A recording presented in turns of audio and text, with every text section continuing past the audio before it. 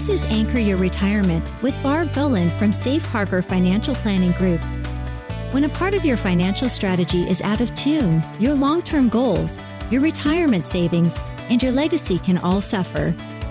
With many years of experience in the financial industry, Barb Gulin provides her clients and prospects the information they need regarding Social Security, retirement income planning, wealth management, and much more. Listen in as we address your financial concerns and provide helpful strategies to put you on the path to achieving your retirement goals. And now here is Anchor Your Retirement with Barb Gulin.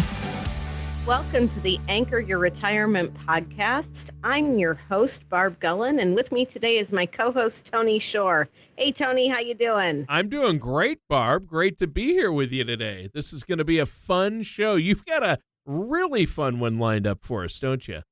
I know this is one of these geeky things that I really get into, and I people don't realize just how much I think. But this was something that I developed, back in 2019 to help people figure out how they relate to money. And today we're going to be talking about discovering your financial spirit animal. Discovering your financial spirit animal. I love it. When you told me this was the topic, I'm like, I surprised me. Well, you can tell people how they relate to money or help them identify it, but unless you give them something that's like out of their normal sphere, they don't remember to make that connection. And it doesn't become a lasting connection. I could take all of these traits and give you 5 different words that started with the same letter, and you'd be less likely to remember it than with what we're going to talk about today. Oh, wow. Okay. Okay. Well, this sounds very interesting to me. What is your financial spirit animal? So, and how does this help people? When people figure out how they relate to money, because for a lot of us, our relationship with money starts when we are very, very young, and we don't even realize that's what's going on. If you think, some of my first memories when it comes to money is my folks used to have an apothecary jar on the top of their chest of drawers in their bedroom.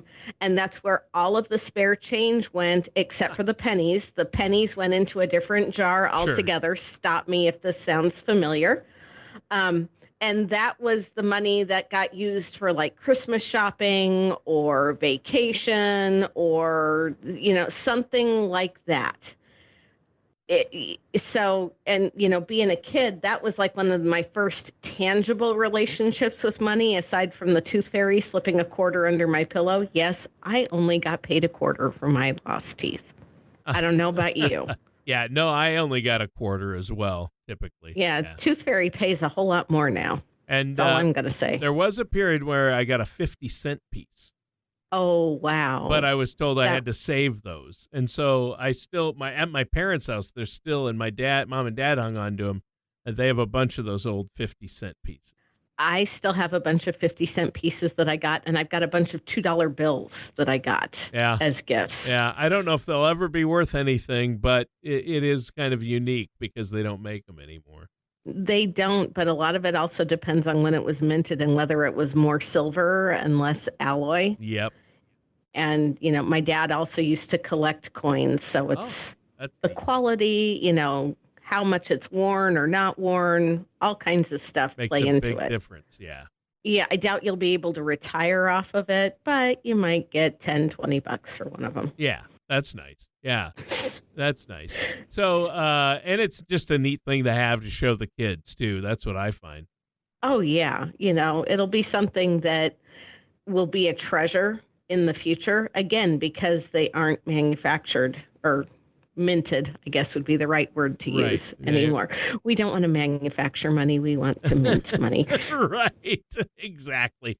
So let's get into this. How do we figure out what our financial spirit animal is? Well, when you look in the show notes from today, you're going to find a link to a short quiz that I put together that has 10 questions on it that will score you anywhere from 10 on up to 50.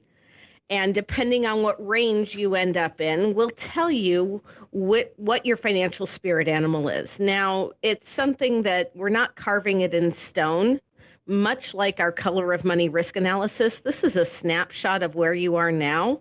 And especially if you're in one of the spirit animal categories that isn't as strong as other ones are, you can change your habits and your behaviors and become a different one later on in life or in different seasons. Interesting. Wow. Really? Yeah. Wow. Yeah. Okay. So it's not static. You're not, once you lock in, hey, this is my spirit animal right now, it could change because we do change over the years. As we get older, things change too. Yeah, I mean, the top three are pretty solid. The bottom two are the weaker ones, and those are the ones where if you realize you're identifying in one of those categories, it really helps to get some help, maybe reach out to a fiduciary or somebody who's got some experience in the realm of finances to help you make some of those choices differently so that you've got a better outlook, for lack of a better expression. Yeah. That makes perfect sense. I like that. So let's go through each of these to help us figure out what we are. Okay. The first one we're going to start out with is a lioness or a lion. I developed this metric when I was doing events for women. I still do events for women, and we talk about this in the workshops. But so we're going to start out with the lioness, obviously the king of the jungle. Right. This type of person is very empowered when it comes to finances. They've got very clear financial goals. They understand how finances and some investments work. I mean, nobody can be an expert in everything. There's just too much out there. But they've got a real solid understanding of why you're using a specific financial tool and what that purpose is. And this category uses a financial professional not because they don't think they know what they're doing, but because they know that they don't know. Kind of like we go to a doctor when we need help medically, or we have other advisors that support us in different capacities in our life. If you want to get healthier, you hire a personal trainer. Yep. If you want your finances to improve, you hire a financial advisor. They're doing their job right. Right. So a lion or the lioness uses a financial professional. They understand the basics of how finances and investments work. They have some clear financial goals, and they are empowered by them. They are. They, they're the ones that we all aspire to be when we grow up. Right. Exactly. And so that's a good one, and I think you chose well there. The lioness, king of the jungle, very powerful and majestic, empowered. I like that. What's next? The next one is the eagle. Did you know that eagles mate for life, Tony? Yes, I actually did know that. That's awesome. They are amazing animals. Yes, they really are. They are incredible.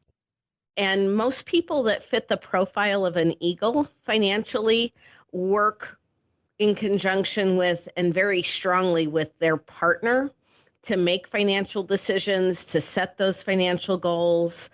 A lot of eagles, when you're in a married couple situation, the wife more often than not is also participating in the household finances and usually has a career as well as their spouse. Sure. They tend to be dual career households. They aren't always, but for the most part they are. They have a very strong partnership philosophy. Sure. You aren't going to see a member of an eagle couple walk into a car dealership and walk out with the car unless their spouse is 100% or their partner is 100% lockstep in agreement with it. You probably usually with them or planned with them, and it's been discussed and planned out and decided beforehand. Absolutely. Yeah. Absolutely. Yeah. These are the ones that you're not going to get to make a decision on their own because they really value that partnership philosophy. Okay. What's next? The next one is the ant. Uh-oh. Oh, no, it's a good thing. It's a Okay. good thing. Okay. Ants are very diligent, good workers. They're They the are. ones that are saving up. They're the ones that are out during the summer collecting all the stuff so that they can make it through the winter months and still have supplies. Um, they're good researchers.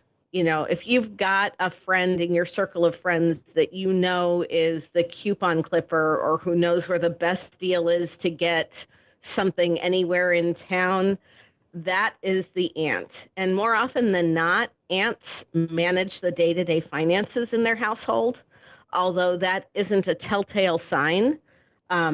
80% of women actually manage the day-to-day household finances, but Yep. far less than that are involved in the long-term investing and saving for retirement. So that alone doesn't mean that you're an ant. They understand. They've used financial professionals, at least on a sporadic basis, maybe to roll over a 401k when they change jobs or something like that. Not necessarily that long-term full-fledged environment that Sure. you see with lion and lioness couples or people, but they understand the value of a financial professional. Okay. Yeah, that makes sense. It's an interesting choice, an ant. But you're right. They're busy. They're working. They plan ahead. They work to store up for the winter, and good with the day-to-day tasks. I like Yeah, that. they can lift like 100 times their weight or something like Yeah, that. that's amazing. So they're just they work, and that's what they know to do. So Okay. So what's next?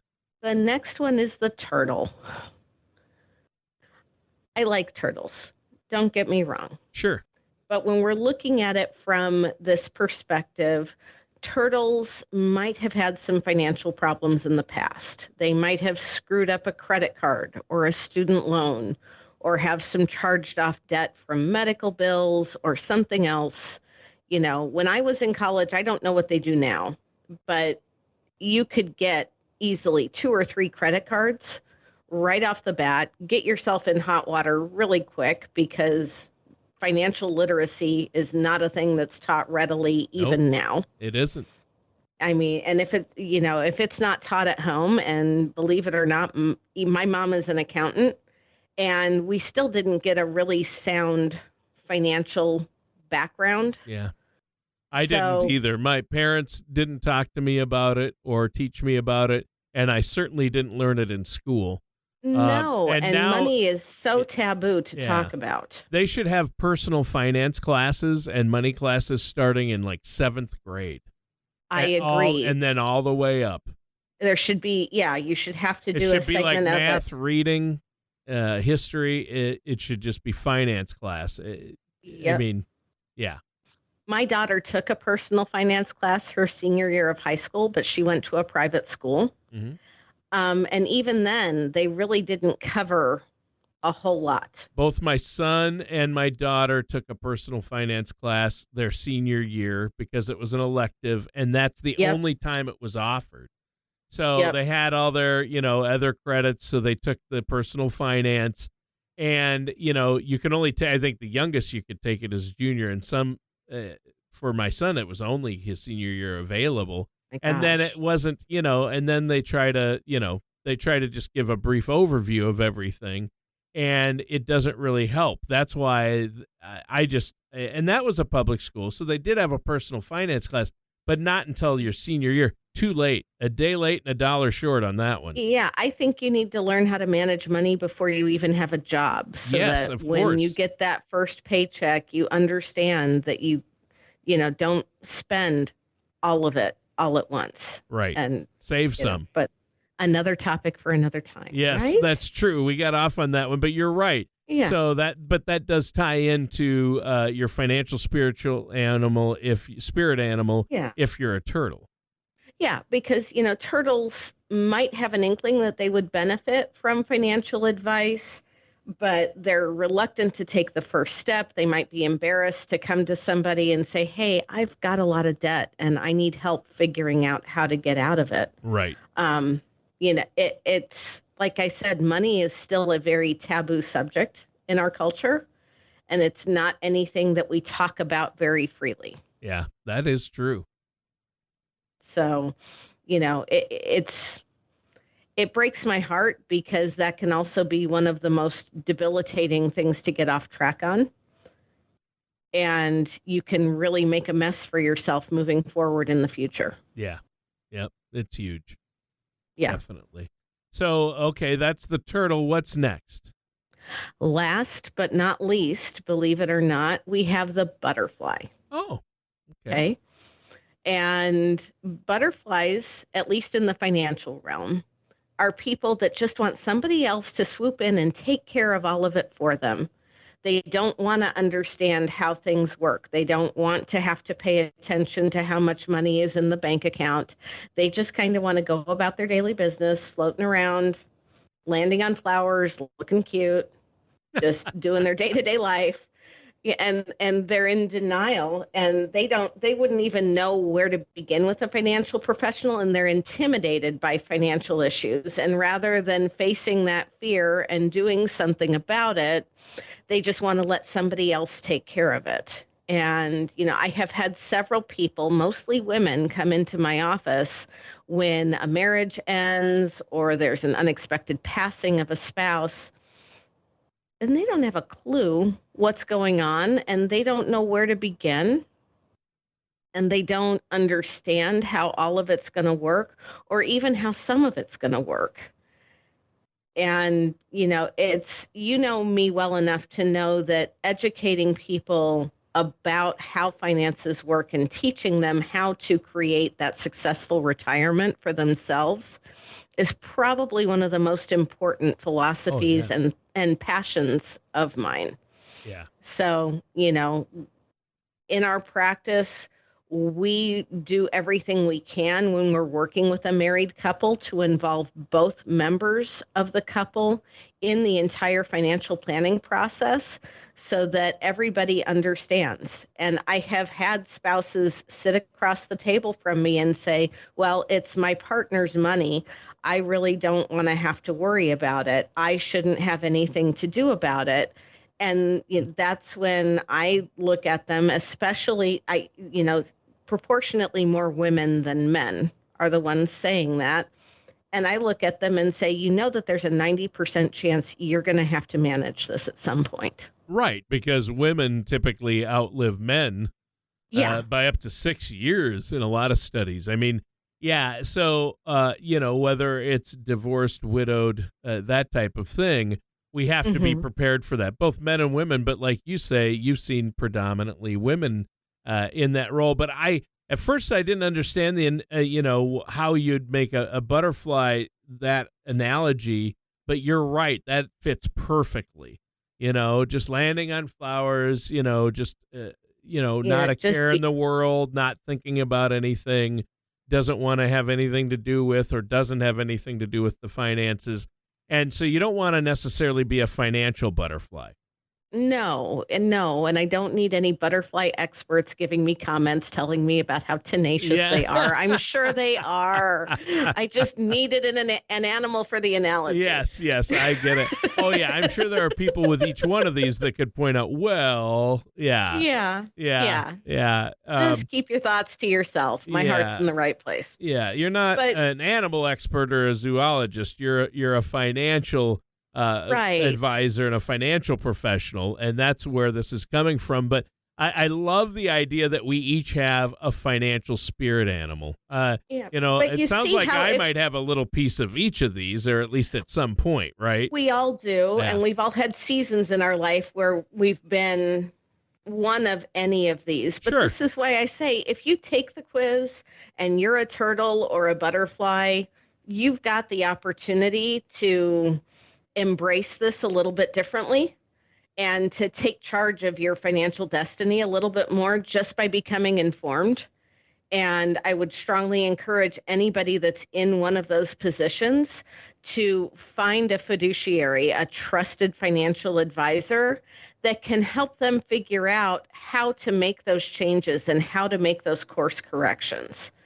I mean, God knows how many people are out there listening to this podcast that may not have started saving for retirement yet. And especially with the inflation that we've had over the past couple of years and interest rates on the rise. And, now come October, people have to start paying back their student loans. They haven't had to work that into their budget for the last 3 years.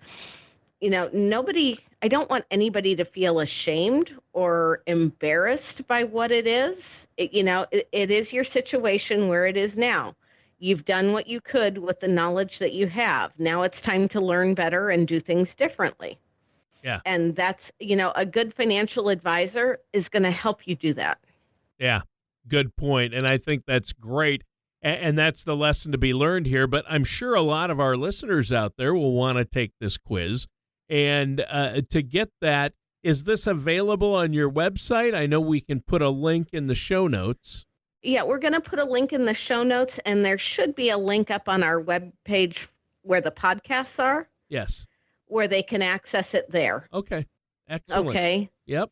And if our listeners want to get a hold of you and set up a no-charge consultation, I know you're offering that to our listeners. There's no obligation, no charge. None at all. If they want to sit Right. down with you and see what it would take to get a plan in place, see where they're at, get a second opinion maybe. How do they do that, Barb? They can do that by going to our website, anchoryourretirement.com, or you can call our office at area code 913-553-6222 and follow the prompts. There's an automated attendant there that will get you to the people that actually schedule those complimentary consultations for us so that we can have our time to visit with you guys one-on-one and help you create that successful retirement. All right. That's excellent. So give that phone number and website one more time. Sure. The website is anchoryourretirement.com. And the phone number is area code 913-553-6222. All right. Well, thank you, Barbara. And listeners, that does it for today's episode of Anchor Your Retirement with our host, Barbara Gulin. See you soon. Thank you for listening to Anchor Your Retirement. Don't pay too much for taxes or retire without a sound retirement plan. For more information, please contact Barb Gulin at Safe Harbor Financial Planning Group. Call 913-553-6222 or visit them online at anchoryourretirement.com. Advisory services are offered through Safe Harbor Financial Planning Group, LLC, a registered investment advisor in the state of Kansas. All matters discussed during the show are for informational purposes only. Each individual situation may vary, and the opinions expressed here may not apply to everyone. Materials presented are believed to be from reliable sources, and no representations can be made as to its accuracy. All ideas and information should be discussed in detail with one of our qualified representatives prior to implementation. We are not affiliated with or endorsed by the Social Security Administration, the Federal Medicare Program, or any other government agency. Calling this number will direct you to a licensed sales agent.